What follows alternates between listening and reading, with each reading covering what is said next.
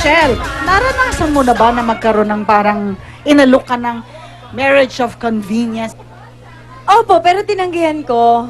Oh, Kasi, hindi ko carry yung mga ganun kasi. Kasi po, narating ko na tong stage na to papatol pa ba ako doon? alam mo kanina, sinasabi na kagad ni Rochelle, alam mo, ayaw kong palagpasin ng isang araw nang hindi ko napapaligaya, napapasaya yung nanay ko.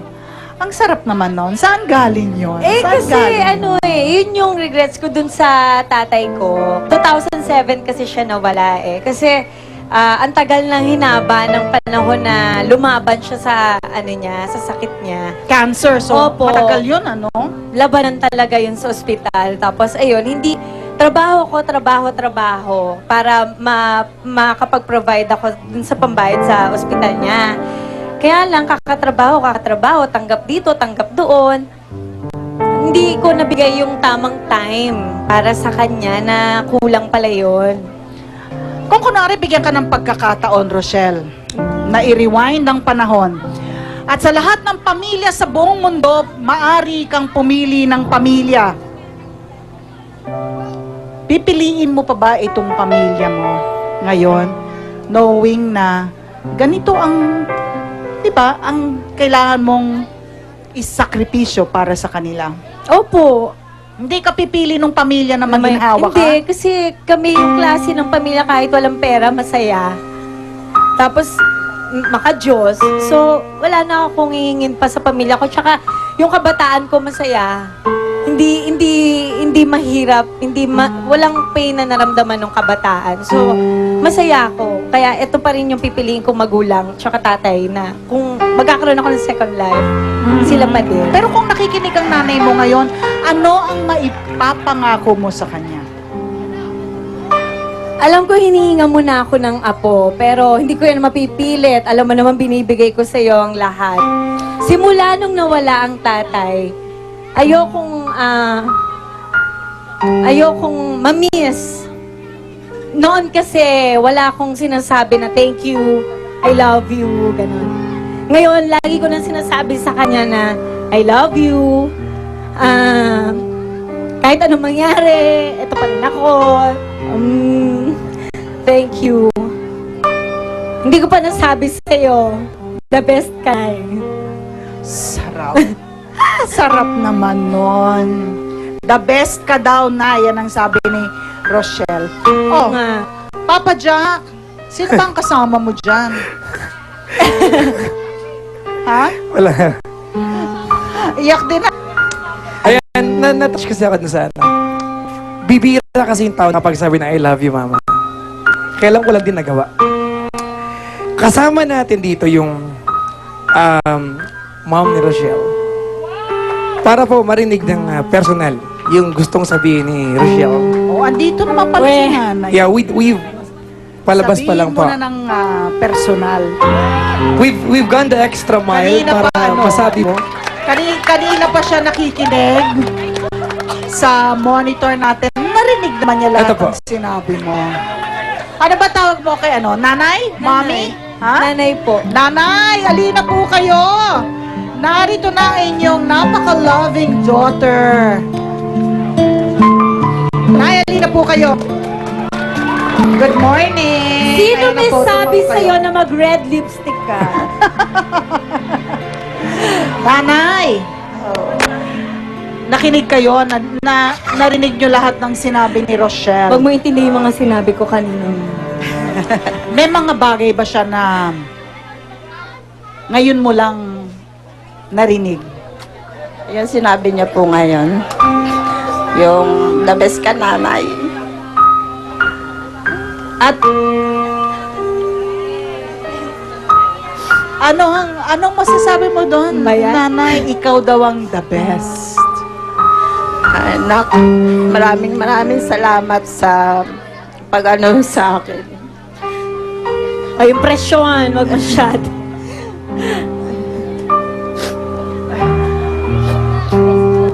Nay, paano mo ba, how will you describe Rochelle as a daughter? Na ano po siya, napakabait po niyang anak. Masunurin po sa lahat. At ano po, wala po masabi kundi, Nak, maraming salamat sa lahat-lahat ng binibigay mo sa akin, sa kapatid mo, sa pamangkin mo. Maraming salamat talaga. Paano nyo pa napapakita kay Rochelle yung appreciation ninyo? Ito ba, ramdam nyo ba na sinasabi mo sa kanya, Rochelle, yung sarili mo naman ang isipin mo. Baka naman meron ka nang nakilalang lalaking iibigin at karapat dapat na ihatid ka sa Ayan, altar. sagutin mo yan, Sige na, anak. Opo, nung nag-birthday siya nag-27 siya. Sinabi ko na po sa kanya na payag na ako. Payag ka na. Ayoko nga. Na mag-asawa. Nay, kaharap mo na si Rochelle ngayon sa harap ng sambayan ng Pilipino.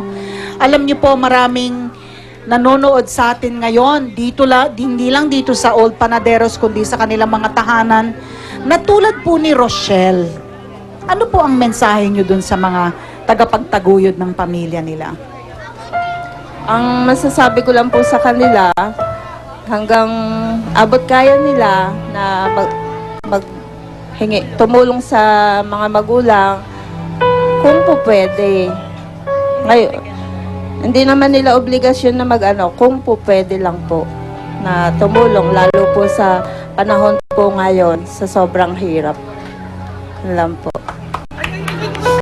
At narinig natin ang kwento mo, Rochelle, di ba? Yun pa rin yung tanong natin sa taong bayan. Ano ba ang final take mo dito sa ating tanong sa taong bayan? Dapat nga bang isakripisyo ng anak ang kanilang kaligayahan para itaguyod ang kanilang pamilya?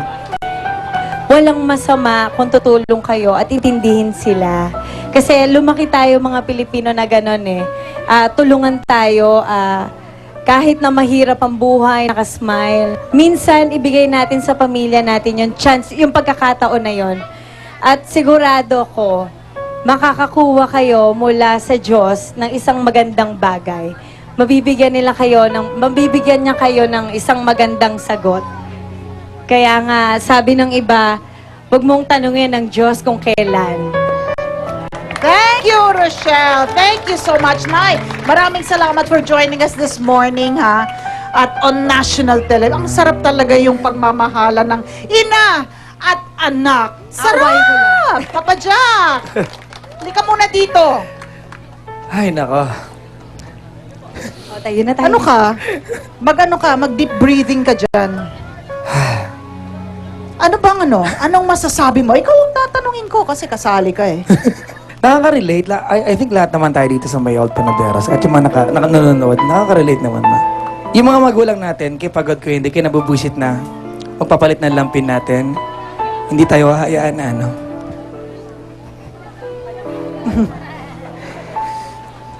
Kaya mo yan, Papa Jack. Kaya mo yan. Ayun, they do not let us, madapa, magalusan.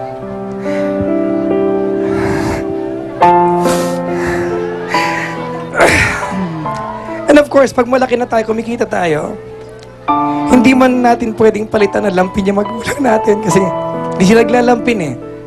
But we can save them doon sakit ng ulo na.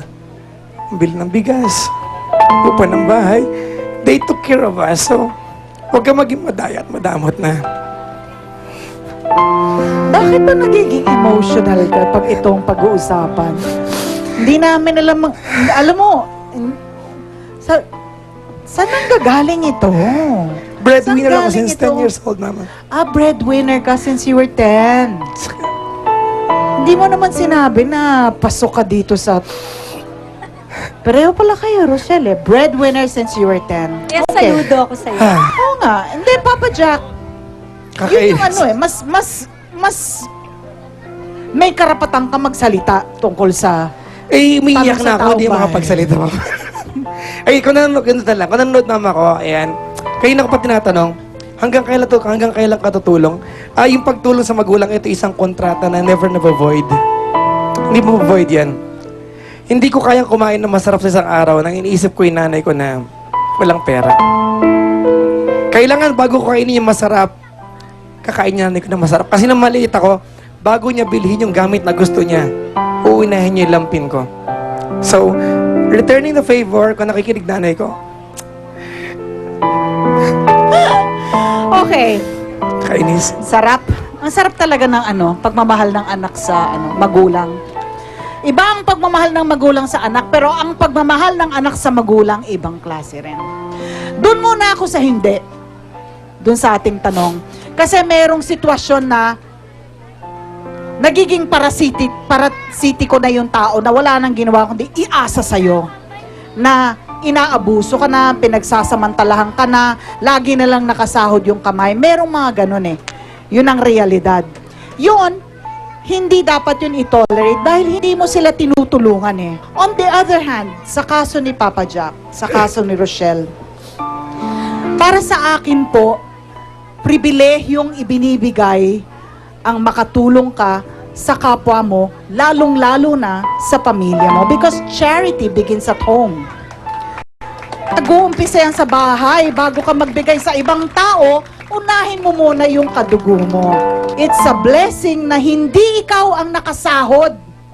Hindi ikaw ang humihingi. Ikaw ang nagbibigay. So, pasalamat na lang tayo na tayo yung nasa posisyon na magbigay.